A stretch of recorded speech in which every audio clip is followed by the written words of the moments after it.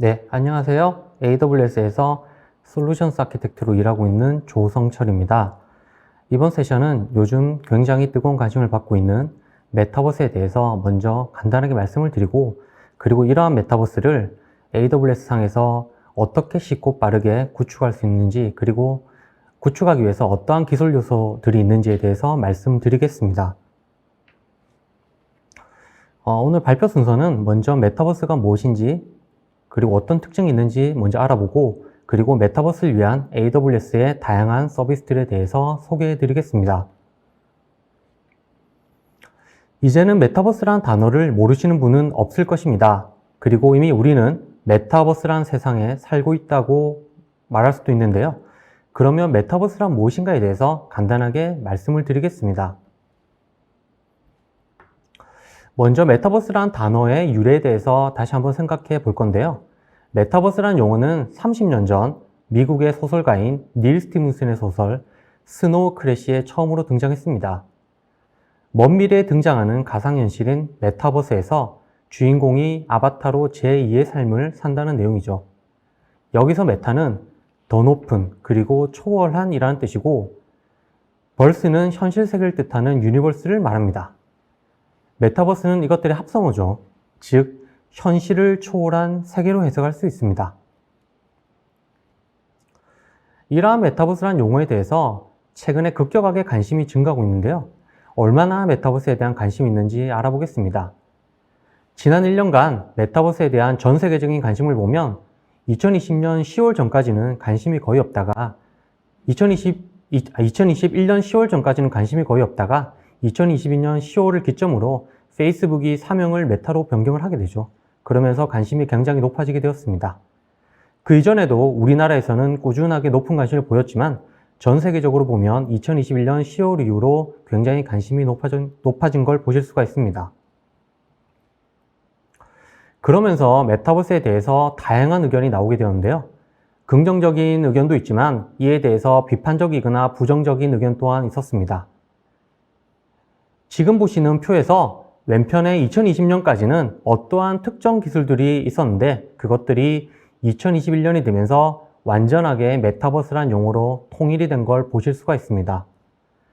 그러면서 기존에 있던 기술들을 메타버스라고 부르면 되는 것이냐라고 하는 비판적인 목소리도 나왔지만, 메타버스가 만들어지기 위해서는 기존에 있던 모든 IT 기술들이 통합이 되어야 될 것입니다. 이미 메타버스라는 세상이 존재한다고 말씀을 드렸고, 그리고 메타버스라는 세상에 살고 있다고 해도 과언이 아니라고 말씀을 드렸는데요. 그럼 메타버스라고 할 수 있는 서비스들은 어떤 것들이 있을까요? 크게 메타버스는 증강현실, 일상기록, 거울세계, 가상세계 4가지로 분류를 할 수 있습니다. 증강현실은 여러분들이 잘 알고 계시는 AR이고, 대표적으로 포켓몬고, 그리고 이케아의 가구 배치 서비스 등이 있죠. 일상기록은 SNS입니다. 여러분들이 많이 사용하시는 페이스북이나 인스타그램 또한 이미 가상세계의 삶을 살고 있다고 할 수 있습니다. 그렇기 때문에 일상기록 서비스들이 메타버스 서비스라고 할 수도 있는 것입니다. 거울세계는 현실 세계에 있는 걸 반영한 것들입니다. 대표적인 서비스로는 가상의 지구를 만들어서 이를 쪼개서 부동산으로 사고 팔 수 있는 Earth2라는 서비스도 있고, 또는 구글 맵스와 같은 지도 서비스들이 현실 세계를 반영해서 디지털로 만든 일종의 디지털 트윈이라 할 수 있습니다. 게임 또한 훌륭한 가상세계입니다. 왜냐하면 게임은 현실과 상관없이 완전히 새롭게 창조된 상상의 세계인데요. 이런 것들이 가상세계의 대표적인 예라고 할 수 있습니다. 유명 가수들을 비롯한 많은 아티스트들이 포트나이트와 같은 게임상에서 가상 콘서트를 여는 등 메타버스로서의 영역을 넓혀가고 있습니다. 그 외에도 가상인간과 디지털 트윈 등 수많은 메타버스 서비스들이 존재합니다. 디지털 트윈에 대해 조금만 더 말씀을 드리겠습니다. 디지털 트윈은 현실 세계에 있는 물리적인 장비, 시설 또는 공간을 디지털로 똑같이 그대로 구현해서 현실과 디지털이 연동되도록 만든 것입니다. 그래서 디지털 트윈에서 시뮬레이션을 먼저 돌린 다음에 현실 세계에 반영할 수도 있습니다.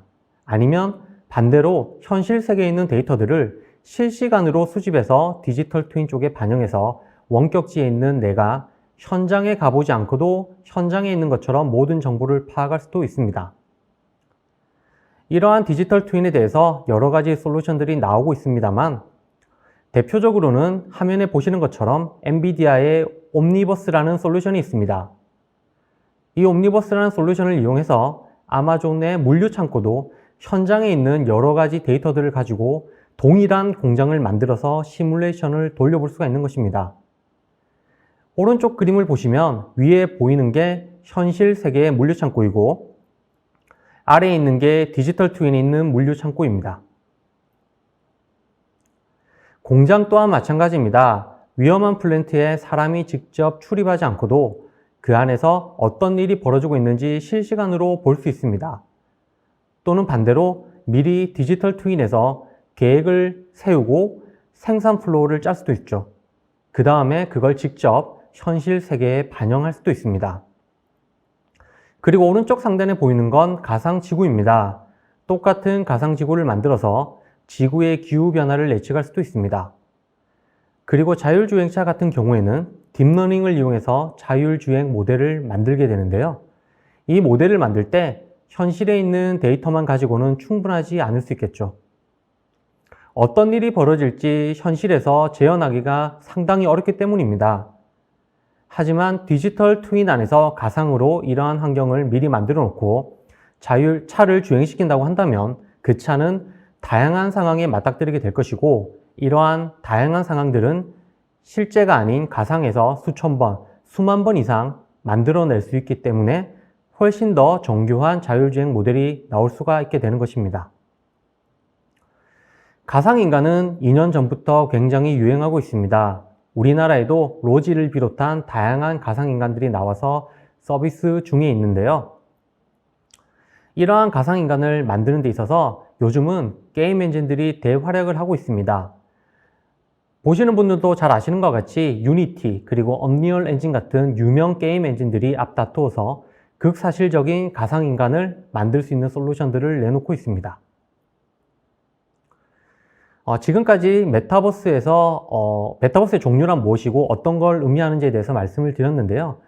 이것들을 지원하기 위해 AWS에서는 어떠한 서비스들을 제공하고 있는지 말씀드리겠습니다.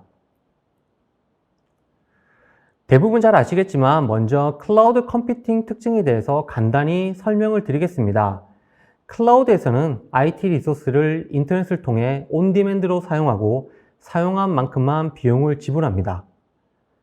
서버, 스토리지, 네트워크 같은 IT 장비나 소프트웨어를 필요할 때 바로 사용할 수 있기 때문에 비즈니스 민첩성이 매우 뛰어납니다. 즉, 클라우드를 사용하면 필요한 서비스를 빠르게 개발하고 론칭한 다음에 신속하게 다시 배포할 수 있습니다. 그리고 필요한 만큼만 IT 리소스를 사용하기 때문에 미리 많은 양의 컴퓨팅이나 스토리지 등의 하드웨어 또는 소프트웨어를 준비하지 않고 뛰어난 탄력성을 바탕으로 필요에 따라 즉시 확장 또는 축소하여 사용할 수 있습니다. 그렇기 때문에 자연스럽게 비용이 절감이 되겠죠. 그리고 글로벌하게 이러한 IT 리소스들을 제공할 수 있는 거점들이 있기 때문에 전 세계적으로 메타버스를 배포하고 서비스하는 것이 쉽고 빠릅니다. 한국에서 런칭한 서비스가 유럽이나 미국에도 확대를 해야 될 때 기존 온프레미스 환경에서는 해당 지역 또는 국가의 데이터 센터를 빌리거나 인력을 파견했어야 했는데요. 클라우드에서는 그럴 필요 없이 한국에 있는 자신의 자리에서 클릭 몇 번만으로 동일한 서비스를 수분에서 수십 분 내에 전 세계에 동시에 배포할 수 있습니다. 이러한 클라우드 컴퓨팅은 기존의 하드웨어를 가상으로 빌려주는 IaaS, 그리고 개발 운영 환경을 자동화한 PaaS, 마지막으로 소프트웨어 기능을 서비스로 제공하는 SaaS의 형태로 제공되게 됩니다. 특히 AWS의 글로벌 인프라는 보시는 것처럼 전 세계 27개 리전을 가지고 있고 계속해서 늘어나고 있습니다. 제가 자료를 만들 당시에는 26개 리전이었는데요. 9월 초에 아랍에미레이트 리전이 새로 론칭이 되게 되면서 현재 27개 리전을 가지게 되었고 앞으로 5개 이상의 리전을 새로 론칭할 계획이 있습니다. 그렇기 때문에 이러한 AWS 글로벌 인프라는 계속해서 확장될 예정입니다. 또한 각 리전은 전용 글로벌 네트워크로 연결되어 있기 때문에 전 세계 주요 국가와 지역에 빠르게 메타버스 서비스를 배포하고 운영할 수 있겠죠.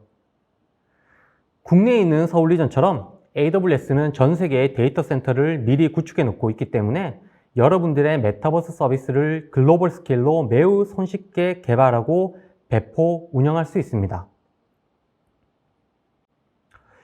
이미 많은 글로벌 주요 SNS, 미디어, 엔터테인먼트 기업들이 AWS에서 메타버스를 구축하고 운영하고 있습니다.